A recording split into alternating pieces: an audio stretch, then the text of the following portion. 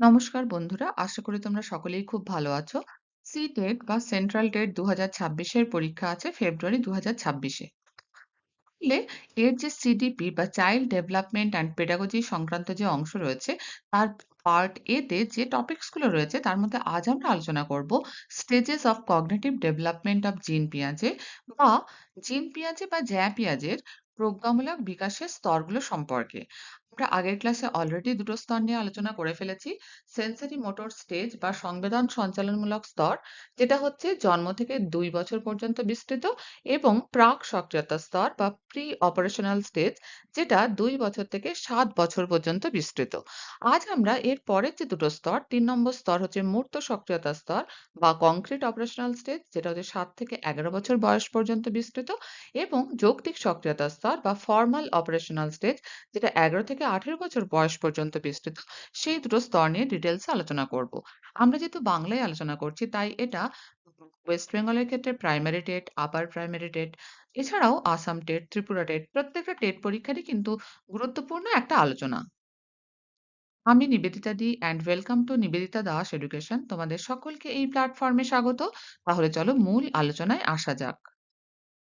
আজ আমরা জ্যা পিয়াজের যে প্রজ্ঞামূলক বিকাশের স্তর, তার তৃতীয় স্তর মূর্ত সক্রিয়তা স্তর বা কংক্রিট অপারেশনাল স্টেজ নিয়ে ডিটেলসে আলোচনা করব। ৭ থেকে ১১ বছর বয়সী বাচ্চাদের ক্ষেত্রে কিন্তু এই বৈশিষ্ট্যগুলো লক্ষ্য করা যায়। দেখা যায় যে এই যে মূর্ত সক্রিয়তা স্তর, যেটা তৃতীয় স্তর, তার আগের স্তরটা ছিল প্রাক সক্রিয়তা স্তর বা প্রি অপারেশনাল স্টেজ। নাম থেকেই বোঝা যাচ্ছে প্রি অপারেশনাল বা প্রাক সক্রিয়তা মানে হচ্ছে যেখানে সক্রিয়তা কিন্তু সম্পূর্ণভাবে তৈরি হয়নি বাচ্চাদের মধ্যে। সক্রিয়তা কাকে বলে? সক্রিয়তা হচ্ছে যে জ্ঞান অর্জনের জন্য বা প্রজ্ঞার বিকাশের জন্য, কগনিটিভ ডেভেলপমেন্টের জন্য যে বিভিন্ন রকমের মানসিক ক্রিয়া করা।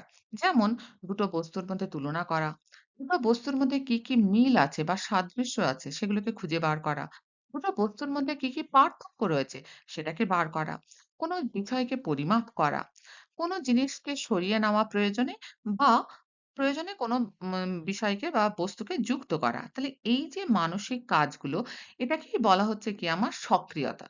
তাহলে আমরা দেখেছিলাম যে প্রি অপারেশনাল স্টেজ বা প্রাক সক্রিয়তা স্তরে, যেটা হচ্ছে ২ থেকে ৭ বছর, তখনও কিন্তু বাচ্চাদের মধ্যে সক্রিয়তা বা মানসিক সক্রিয়তা পুরোপুরিভাবে তৈরি হয় না। কিন্তু এই মূর্ত সক্রিয়তা স্তরে আমরা দেখতে পাই ৭ থেকে ১১ বছরের ক্ষেত্রে যে প্রাক সক্রিয়তা স্তরে মানসিক সক্রিয়তার ক্ষেত্রে যে সীমাবদ্ধতাগুলো ছিল, সেগুলো কিন্তু এই স্তরে আর থাকে না। মূর্ত সক্রিয়তা স্তরে প্রকৃত মানসিক সক্রিয়তা, অর্থাৎ যুক্তি দিয়ে কোনো জিনিসকে বোঝার চেষ্টা, এগুলো ধীরে ধীরে পরিলক্ষিত হতে শুরু করে। বাচ্চাদের মধ্যে বিপরীতমুখী যে চিন্তা, রিভার্সিবিলিটি, এবং বহুমুখী যে চিন্তা, ডাইভার্সিভ থিংকিং যেটা, সেগুলো কিন্তু তৈরি হয় এবং বাচ্চারা তার প্রতি প্রতিক্রিয়াও করে। কিন্তু এখানেও একটা সীমাবদ্ধতা রয়েছে। দেখা যায় এই এই স্তরে, অর্থাৎ মূর্ত সক্রিয়তা স্তরে বাচ্চারা শুধুমাত্র মূর্ত বস্তু বা ঘটনার পরিপ্রেক্ষিতে কিন্তু তাদের সক্রিয়তা প্রকাশ পায়।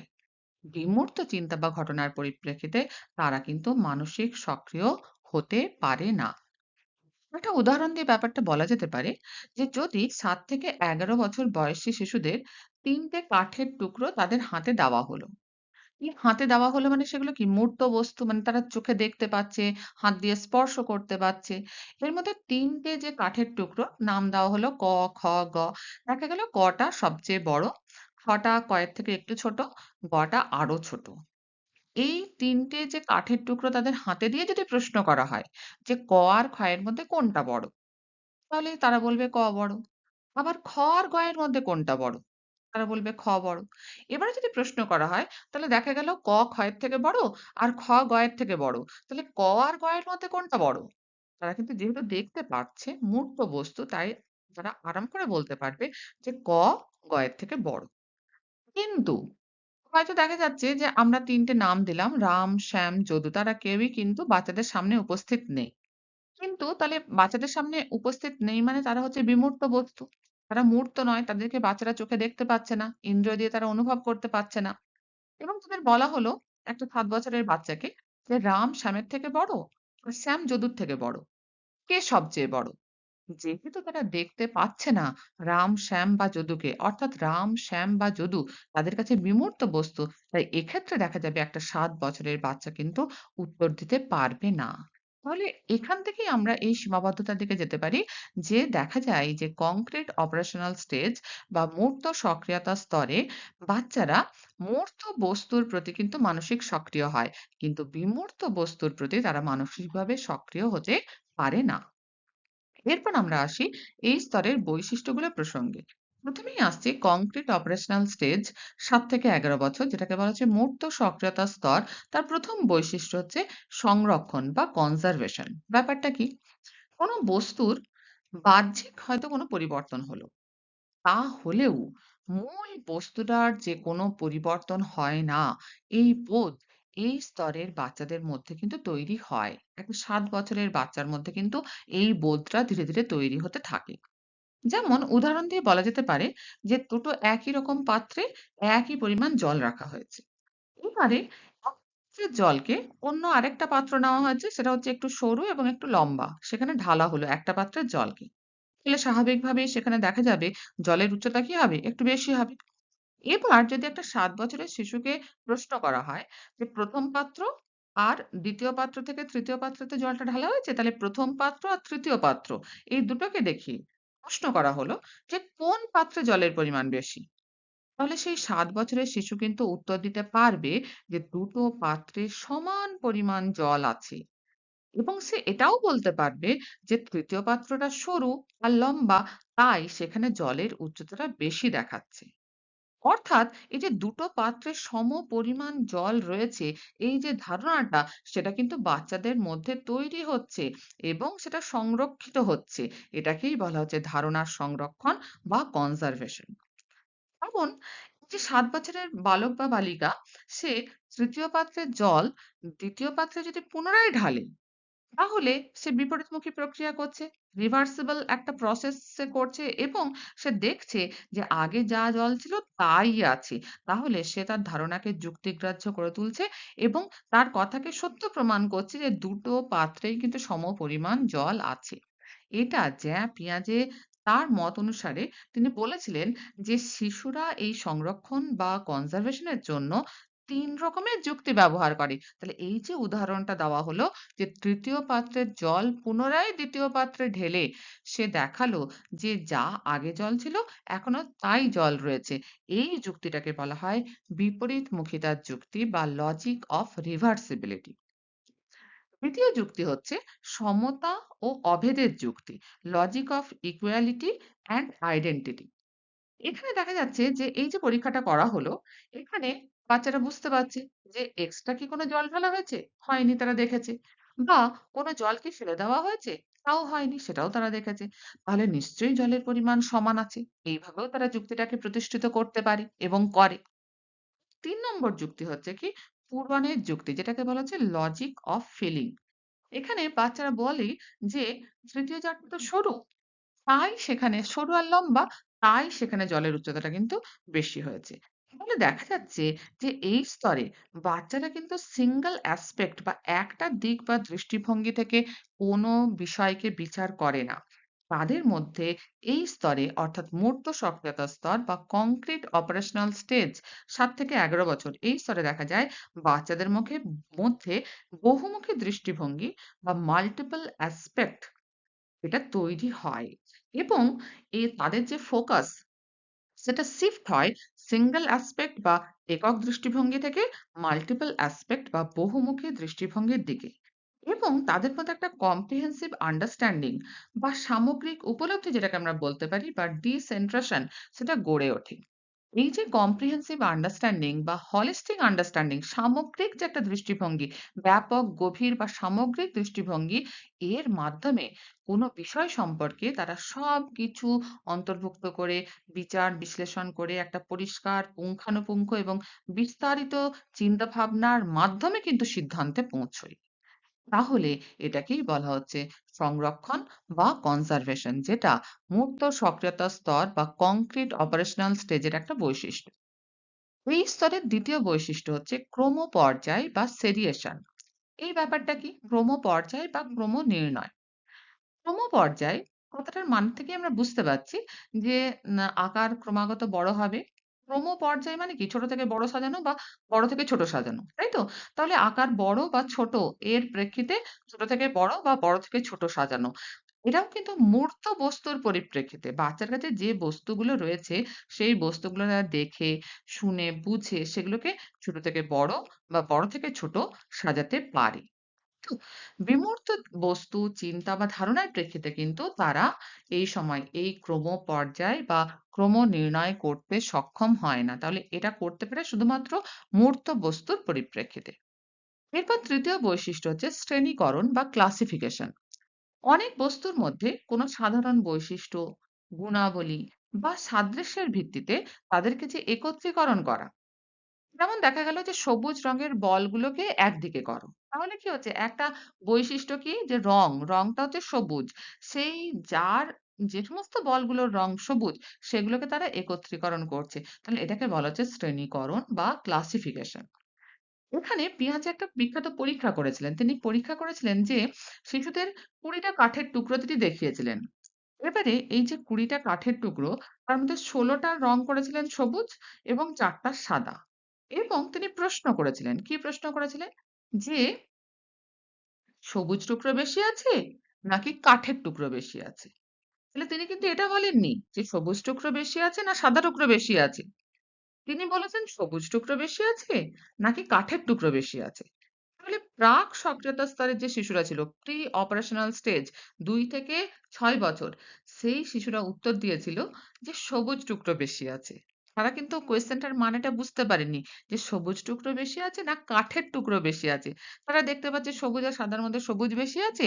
তাহলে এটা প্রায়শই দেখা যায় যে প্রাক সক্রিয়তা স্তরে বাচ্চারা যতটা চিন্তাভাবনা করতে পারে তার মধ্যে অতদূর পর্যন্ত তারা এগোতে পারে না। তাহলে তারা বলেছিল সবুজ টুকরো বেশি আছে। কিন্তু সেই বাচ্চারা যখন মূর্ত সক্রিয়তা স্তরে এসে পৌঁছলো কংক্রিট অপারেশনাল স্টেজে, তখন তারা কিন্তু সঠিক উত্তর দিয়েছিল যে সবুজ টুকরো নয়, কাঠের টুকরো বেশি আছে। কারণ সবুজ টুকরো এবং সাদা টুকরো সবগুলোই হচ্ছে কাঠের টুকরো। তাহলে এই যে মানসিক পর্যায়ে কিন্তু কোনো একটা বাচ্চা পৌঁছয় মূর্ত সক্রিয়তা স্তরে বা কংক্রিট অপারেশনাল স্টেজে ৭ থেকে ১১ বছর বয়সের মধ্যে। মূর্ত সক্রিয়তা স্তর বা কংক্রিট অপারেশনাল স্টেজের চতুর্থ বৈশিষ্ট্য হচ্ছে সংখ্যার ধারণা বা নাম্বার কনসেপ্ট। দেখা যায় যে ছোট থেকে বড় বা বড় থেকে ছোট সাজানো, যেটাকে আমরা কি বললাম, সেরিয়েশন বা ক্রম নির্ণয়, এবং নির্দিষ্ট বৈশিষ্ট্যের ভিত্তিতে বস্তু সমূহকে একত্র করা, যাকে আমরা বললাম শ্রেণীকরণ বা ক্লাসিফিকেশন। এর সুস্পষ্ট ধারণা যখনই কোনো একটা বাচ্চার মধ্যে গঠন হয়ে যায়, তারপরই দেখা যায় শিশুদের এই যে সংখ্যা সম্পর্কে ধারণা, এটা ধীরে ধীরে স্পষ্ট হয়। শিশুরা ১, ২, ৩ এগুলোর মানে কিন্তু ১ম এ বুঝতে পারে না। কিন্তু এরপর দেখা যায় শিশুরা ধীরে ধীরে ১ এর অর্থ, অর্থাৎ একটা আপেল, একটা মার্বেল, ১ যে কোনো একটা কিছুর একক, এই ধারণাটা তাদের মধ্যে স্পষ্ট হয়। এবং এইভাবে ২, ৩ ইত্যাদি যে সংখ্যাগুলোর যে অর্থ তাদের কাছে পরিষ্কার হয়। তাহলে এই যে কংক্রিট অপারেশনাল স্টেজ বা মূর্ত সক্রিয়তা স্তরের অপর একটা বৈশিষ্ট্য হচ্ছে যে ৭ থেকে ১১ বছর বয়সের মধ্যেই বাচ্চাদের সংখ্যার ধারণা বা নাম্বার কনসেপ্ট গঠিত হয়। এর পঞ্চম যে বৈশিষ্ট্য সেটা হচ্ছে মুক্ত চিন্তন বা কংক্রিট থিংকিং। এটা আমরা প্রথম থেকেই বলে এসেছি যে ৭ থেকে ১১ বছর বয়সী শিশুরা যেকোনো মূর্ত বিষয়, মূর্ত মানে হচ্ছে যেটা তারা চোখের সামনে দেখতে পায়, সেই বিষয় সম্পর্কে ধারণা গঠন করে। কিন্তু কোনো বিমূর্ত বিষয়, যেটাকে আমরা বলি অ্যাবস্ট্রাক্ট থিং, যেটা আমরা চোখের সামনে দেখতে পাচ্ছি না, কল্পনাতে যে সমস্ত বিষয়গুলো আমরা চিন্তা করে নিয়ে কাজ করি সেগুলো বিমূর্ত বিষয়। সেই বিমূর্ত বিষয় সম্পর্কে কিন্তু বাচ্চারা ৭ থেকে ১১ বছর বয়সী বাচ্চারা ভাবতে বা তার ব্যাখ্যা করতে সক্ষম হয় না। তাহলে এই যে মূর্ত চিন্তন, এটা মূর্ত সক্রিয়তা স্তর বা কংক্রিট অপারেশনাল স্টেজ এর একটা বৈশিষ্ট্য, এবং এই স্তরের এটা একটা সীমাবদ্ধতা বা লিমিটেশনও আমরা বলতে পারি। মূর্ত সক্রিয়তা স্তরে এই যে ধারণাগুলো গঠিত হয়, কি কি ধারণা যেগুলো আমরা পেলাম প্রথম থেকে? ১ নম্বর হচ্ছে সংরক্ষণ বা কনজারভেশন, ২ হচ্ছে ক্রমপর্যায় বা সেরিয়েশন, ৩ হচ্ছে শ্রেণীকরণ বা ক্লাসিফিকেশন, ৪ হচ্ছে সংখ্যার ধারণা বা নাম্বার কনসেপ্ট। এগুলো যখন সুসংগঠিত হয়ে একটা ভারসাম্য বা ব্যালেন্স তৈরি করে, তাকেই পিঁয়াজে বলেছেন প্রজ্ঞা সক্রিয়তা বা কগনিটিভ অপারেশন। তাহলে এই যে বিভিন্ন বৈশিষ্ট্যগুলো একত্রিত হয়ে যখন সামগ্রিকভাবে একটা ধারণার রূপ গঠন করে, তাকেই বলা হচ্ছে কি কগনিশন। এই যে প্রজ্ঞা সক্রিয়তা বা কগনিটিভ অপারেশন এর স্তরে যখনই শিশুরা পৌঁছয়, তখনই দেখা যায় তাদের চিন্তা ক্রমশ কি হয়, যুক্তিপূর্ণ হতে শুরু করে এবং এরপর চিন্তা বিমূর্ত রূপ নেয়। এই যে অ্যাবস্ট্রাক্ট থিঙ্কিং, এটা কিন্তু এর পরে শুরু হয়। তখন দেখা যায় বাচ্চাদের মনোযোগের গভীরতাও বৃদ্ধি পায়, তাদের যে স্মৃতি বা মেমোরি এটা বেশি কার্যকরী হয় এবং এটাই কিন্তু যৌক্তিক সক্রিয়তার স্তর, যেটা আমরা এর পরের স্তরটা পাবো ফর্মাল অপারেশনাল স্টেজ বা যৌক্তিক সক্রিয়তার স্তরে পৌঁছানোর পূর্ব প্রস্তুতি। বোঝা গেল নিশ্চয়ই? এরপরে আমরা আসি যে এই স্তরের শিক্ষাগত তাৎপর্য বা এডুকেশনাল সিগনিফিক্যান্স সম্পর্কে। ৭ থেকে ১১ বছর বয়সী শিশুরা মূর্ত পরিবেশের সঙ্গে, অর্থাৎ যে পরিবেশ তারা আশেপাশে দেখতে পাচ্ছে, আশেপাশে যে সমস্ত বস্তু, ব্যক্তি দেখতে পাচ্ছে, তারাই তো তার মূর্ত পরিবেশ, তার সঙ্গে প্রতিক্রিয়া করতে সক্ষম হয়। তাই শ্রেণীকক্ষে এবং আশেপাশের বিভিন্ন বস্তুকে একত্রিত করে তাদেরকে কি করতে হবে? ছোট থেকে বড় সাজাতে দিতে হবে, বড় থেকে ছোট সাজাতে দিতে হবে। একটা নির্দিষ্ট রঙের বস্তুগুলোকে তাদের বলতে হবে যে আলাদা করতে। কোনো একটা নির্দিষ্ট বৈশিষ্ট্যের ভিত্তিতে, সেটা রং হতে পারে, আকার হতে পারে বা গঠন হতে পারে। তার ভিত্তিতে বস্তুগুলোকে আলাদা করা।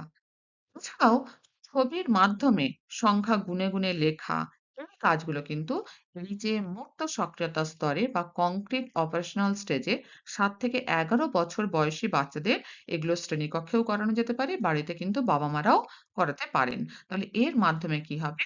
ওরা কিন্তু ধীরে, ধীরে তাদের যে এই যে সক্রিয় মানসিক সক্রিয়তা, এটা ধীরে, ধীরে কিন্তু বাড়বে এবং তারা ধীরে, ধীরে কিন্তু প্রজ্ঞা সক্রিয়তা বা কগনিটিভ অপারেশন এর স্তরে পৌঁছাবার চেষ্টা করবে। বোঝা গেল ব্যাপারটা? এরপর আমরা আসছি যৌক্তিক সক্রিয়তার স্তর, যেটা হচ্ছে জ্যা পিঁয়াজের প্রজ্ঞামূলক বিকাশের চতুর্থ স্তর। ফর্মাল অপারেশনাল স্টেজ ১১ থেকে ১৮ বছর বয়সী বাচ্চাদের ক্ষেত্রে কিন্তু এই স্তর দেখা যায় যে তারা এই স্তরের মধ্যে পড়ে। আমরা ১২ থেকে ১৫ মানে হচ্ছে কি, যে আমরা যে মূর্ত সক্রিয়তা স্তর বা কংক্রিট অপারেশনাল স্টেজের শেষে দিকে যে বাচ্চারা আসছে, মানে কংক্রিট অপারেশনাল স্টেজ থেকে বেরোচ্ছে এবং যৌক্তিক সক্রিয়তা স্তরে ঢুকছে ১২ থেকে ১৫, এই বয়সী বাচ্চাদের মধ্যে দেখা যায় যে যুক্তি দিয়ে যেকোনো জিনিসকে ব্যাখ্যা করা, এই যে ব্যাপারটা ধীরে, ধীরে তৈরি হয়। অর্থাৎ তাদের মধ্যে লজিক ফরমেশন হয়। এটাই কিন্তু হচ্ছে আমাদের যৌক্তিক সক্রিয়তা স্তরের ১ম বৈশিষ্ট্য। যে এরা কিন্তু বিমূর্ত চিন্তন বা abstract thinking এরা ধীরে, ধীরে করতে পারে এবং লজিক বা যুক্তি দিয়ে যেকোনো বিষয়কে, যেকোনো কার্যকারণকে তারা কিন্তু ব্যাখ্যা করতে সক্ষম হয় যৌক্তিক সক্রিয়তা স্তরে। এই স্তরের ২য় বৈশিষ্ট্য হচ্ছে যে সংগঠিত চিন্তন প্রক্রিয়া বা organized thought process কিন্তু এই স্তরেই তৈরি হয়। এই স্তরে দেখা যায় ১১ থেকে ১৮ বছর বয়সের মধ্যে বাচ্চারা সম্ভাবনা বা পসিবিলিটি থেকে কিন্তু বাস্তব বা রিয়ালিটি এটাকে পৃথক করতে পারে। মনোবিদ ফ্লেভেল ১৯৬৩ সালে তিনি বলেছিলেন যে এই স্তরে শিশুরা কিন্তু অপরিকল্পিতভাবে বা আন্দাজে কিন্তু কিচ্ছু করে না। এই স্তরের প্রধান বৈশিষ্ট্য হচ্ছে সংগঠিত চিন্তা প্রক্রিয়ার ব্যবহার, অর্থাৎ অর্গানাইজড থট প্রসেসকে তারা কিন্তু ব্যবহার করে। তার মানে কি? তার মানে হচ্ছে কোন একটা পরিস্থিতি বা সমস্যার তারা ১ম এ কি করে? বিভিন্ন দিকগুলাকে বিশ্লেষণ করে। তারপর তারা সমাধানের সবচেয়ে ভালো পথ কোনটা সেটা বেছে তবে কিন্তু সিদ্ধান্ত নেয়। ফলে এটা কিন্তু যৌক্তিক সক্রিয়তা স্তর বা ফর্মাল অপারেশনাল স্টেজের একটা বৈশিষ্ট্য। এই যে স্তর, যৌক্তিক সক্রিয়তা স্তর বা ফর্মাল অপারেশনাল স্টেজ, এই স্তরের অপর একটা বৈশিষ্ট্য হচ্ছে হাইপোথেটিকো ডিডাকটিভ থিংকিং বা এটাকে বলা যেতে পারে চিন্তন প্রক্রিয়ার মাধ্যমে প্রকল্পের যৌক্তিক রূপায়ণ। কথাটার মানে কি? এখানে নামটার মধ্যেই মানেটা লুকিয়ে আছে। হাইপোথেটিকো মানে হাইপোথেটিক্স। হাইপোথেটিক্স মানে কি? প্রকল্প। ডিডাকটিভ থিংকিং মানে প্রকল্পকে যুক্তি সহকারে রূপায়িত করা। সেটাকেই বলা হচ্ছে হাইপোথেটিকো ডিডাকটিভ থিংকিং। এখানে কি করা হয়? প্রথমে বিভিন্ন তথ্য সংগ্রহ করা হয়। এর শ্রেণীকরণ বা ক্লাসিফিকেশন করা হয়। ক্রমপর্যায় বা সেরিয়েশনের মাধ্যমে তথ্যগুলোকে প্রথমে কি করা হয়? সংগঠিত করা হয়। এরপর দেখা হয় যে এই তথ্যগুলো থেকে কি, কি পসিবল আউটকাম হতে পারে বা সম্ভাবিত সিদ্ধান্তগুলো কি, কি হতে পারে। এরপর পরীক্ষা বা এক্সপেরিমেন্টের মাধ্যমে তত্ত্বগুলো যে সঠিক বা বৈধ তার বৈজ্ঞানিক ব্যাখ্যা দেওয়া হয়। এটাকেই বলা হচ্ছে কি যে হাইপোথেটিকো ডিডাকটিভ থিঙ্কিং। এটা যৌক্তিক সক্রিয়তা স্তর বা ফর্মাল অপারেশনাল স্টেজের একটা উল্লেখযোগ্য বৈশিষ্ট্য। মানে কোনো একটা প্রকল্পের বৈজ্ঞানিক অনুশীলন। এরপর আমরা আসবো যৌক্তিক সক্রিয়তা স্তর বা ফর্মাল অপারেশনাল স্টেজের শিক্ষাগত তাৎপর্য প্রসঙ্গে। এই স্তরে এই স্তর মানে কি যৌক্তিক সক্রিয়তা স্তর বা ফর্মাল অপারেশনাল স্টেজে শিক্ষার্থীদের কি হয় বোধ এবং সক্রিয়তা বৃদ্ধির দিকে কিন্তু নজর দিতে হয়। তাদের এমন কাজ দিতে হবে যেটা চ্যালেঞ্জিং এবং কঠিন, কিন্তু এতটাও কঠিন নয় যাতে তারা ব্যর্থ হয়ে হতাশ হয়ে পড়ে। কোন বিষয় সম্পর্কিত রিসার্চ বা অনুসন্ধানে কিন্তু এই হাইপোথেটিক ও ডিডাকটিভ থিঙ্কিং একটা অত্যন্ত গুরুত্বপূর্ণ ভূমিকা পালন করে। তাই এই স্তরে বিভিন্ন প্রশ্ন যেগুলো কি হয় যে কোনো একটা বাচ্চাকে চিন্তা করতে হবে, মানে চিন্তনমূলক প্রশ্ন, সেগুলো শিক্ষার্থীদের সামনে উপস্থাপন করতে হবে। যার ফলে কি হবে? তাদের চিন্তন ক্ষমতার বিকাশ ঘটবে, চিন্তা শক্তি প্রসারিত হবে। এবং এর ফলে সংগঠিত যে তথ্য, সেখান থেকে তারা সম্ভাব্য সিদ্ধান্ত গঠন করবে, পসিবল আউটকাম গুলোকে বার করবে। এবং পরীক্ষা বা এক্সপেরিমেন্ট হতে পারে একটা প্রসেস। আরেকটা হচ্ছে ম্যাথমেটিক্যাল ক্যালকুলেশন বা গাণিতিক ব্যাখ্যার মাধ্যমে কিন্তু তারা সম্ভাব্য সিদ্ধান্তের যে বৈজ্ঞানিক ব্যাখ্যা, সেটার সঠিকতা প্রমাণ করবে। অর্থাৎ তারা এক্সপেরিমেন্ট বা ম্যাথমেটিক্যাল ক্যালকুলেশনের মাধ্যমে তারা প্রমাণ করবে যে তারা যে পসিবল আউটকাম গুলো বার করেছে সেগুলো সঠিক। তার মধ্যে কোনোটা সঠিক। তাহলে এটা কিন্তু এই স্তরেই লক্ষ্য করা যায়। যৌক্তিক সক্রিয়তা স্তর বা ফর্মাল অপারেশনাল স্টেজ, যেটা হচ্ছে ১১ থেকে ১৮ বছর। কিন্তু প্রজ্ঞামূলক বিকাশ বা কগনিটিভ ডেভেলপমেন্টের এই পর্যায়ে, অর্থাৎ যৌক্তিক সক্রিয়তা স্তর বা ফর্মাল অপারেশনাল স্টেজে কিন্তু সবাই পৌঁছতে পারে না। সেটা বিভিন্ন কারণে হতে পারে। যেমন সেটা বুদ্ধি বা জ্ঞান সংক্রান্ত কোনো কারণে হতে পারে বা শারীরিক কারণেও হতে পারে। সবাই কিন্তু এই স্টেজে পৌঁছতে পারে না। তাহলে আজ আমরা জ্যা পিয়াজের যে প্রজ্ঞামূলক বিকাশের যে তৃতীয় এবং চতুর্থ স্তর, তৃতীয় স্তর হচ্ছে মূর্ত সক্রিয়তা স্তর বা কংক্রিট অপারেশনাল স্টেজ, যেটা হচ্ছে ৭ থেকে ১১ বছর, এবং যৌক্তিক সক্রিয়তা স্তর বা ফর্মাল অপারেশনাল স্টেজ, যেটা হচ্ছে ১১ থেকে ১৮ বছর। এর যে বৈশিষ্ট্য বা ক্যারেক্টারিস্টিক্স, এর যে লিমিটেশনস বা সীমাবদ্ধতা এবং শিক্ষাগত তাৎপর্য বা এডুকেশনাল সিগনিফিকেন্স সম্পর্কে আমরা ডিটেইলসে আলোচনা করলাম। পরদিন আমরা জ্যা পিয়াজের যে নৈতিক বিকাশের তত্ত্ব বা পিয়াজেস থিওরি অফ মোরাল ডেভেলপমেন্ট সম্পর্কে ডিটেলসে আলোচনা করব। পাশে থেকো, ভালো থেকো। ধন্যবাদ।